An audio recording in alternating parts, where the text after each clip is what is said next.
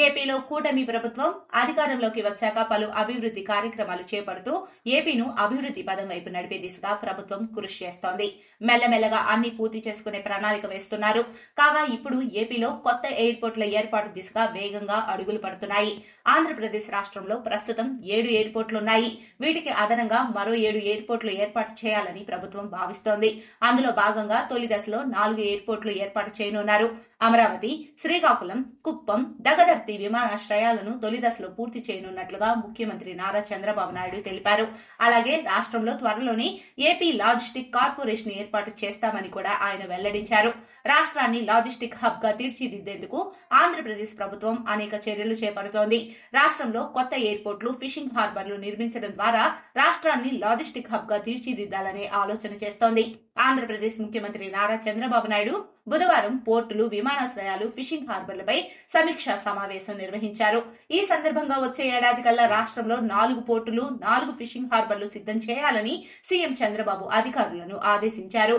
పోర్టులు, ఫిషింగ్ హార్బర్లను రాష్ట్ర సంపదగా తీర్చిదిద్దాలన్నారు. అలాగే శ్రీకాకుళం, కుప్పం, దగదర్తి, అమరావతిలో తొలి దశలో ఎయిర్పోర్టుల నిర్మాణం పూర్తి చేయాలని సూచించారు. జాతీయ రహదారులతో రాష్ట్ర రహదారులను అనుసంధానం చేయాలని, రాష్ట్ర రహదారులను పబ్లిక్ ప్రైవేట్ భాగస్వామ్యంతో అభివృద్ధి చేయాలని ఆదేశించారు. ప్రస్తుతం రాష్ట్రంలో 7 విమానాశ్రయాలు అందుబాటులో ఉండగా మరో 7 చోట్ల కొత్త విమానాశ్రయాలు ఏర్పాటు చేయాలని భావిస్తున్నారు. ఇందులో భాగంగా చిత్తూరు జిల్లా కుప్పం, నెల్లూరు జిల్లా దగదర్తి, శ్రీకాకుళం, అమరావతి, నాగార్జున సాగర్, తుని, అన్నవరం, ఒంగోలులో కొత్త ఎయిర్పోర్టులు ఏర్పాటు చేయాలని ప్రతిపాదించారు. ఈ ప్రాజెక్టుల కోసం భూసేకరణ, ఫీజిబిలిటీ అధ్యయనాలు కూడా ప్రారంభమయ్యాయి. కాగా శ్రీకాకుళం ఎయిర్పోర్ట్ కోసం 1383 ఎకరాల భూమి అవసరమని అంచనా.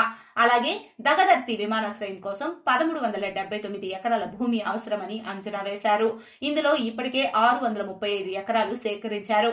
ఇక రాజధాని అమరావతిలో అంతర్జాతీయ విమానాశ్రయం 5000 ఎకరాల్లో నిర్మించాలని ప్రణాళికలు రచిస్తున్నారు. ఇందుకోసం టెక్నికల్ ఫీజిబిలిటీ రిపోర్ట్ సిద్ధం చేసే పనిలో ఉన్నారు. ఇక వీటితో పాటుగా విజయనగరం జిల్లాలో భోగాపురం అంతర్జాతీయ విమానాశ్రయం పనులు పూర్తి కావస్తున్నాయి.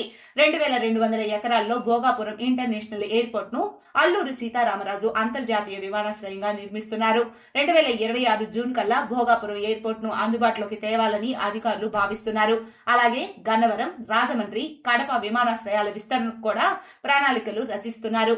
అయితే గన్నవరం విమానాశ్రయం, కొత్త టెర్మినల్, కూచిపూడి నృత్యం, అమరావతి స్తూపాల థీమ్ తో నిర్మిస్తున్నారు.